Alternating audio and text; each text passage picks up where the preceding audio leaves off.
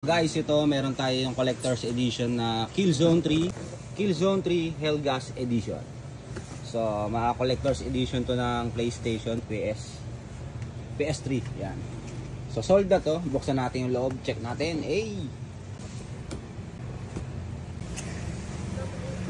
Yun o, angas o. So, ito yung helmet natin na Killzone. Isa lang to sa mga PS collection natin na nandito.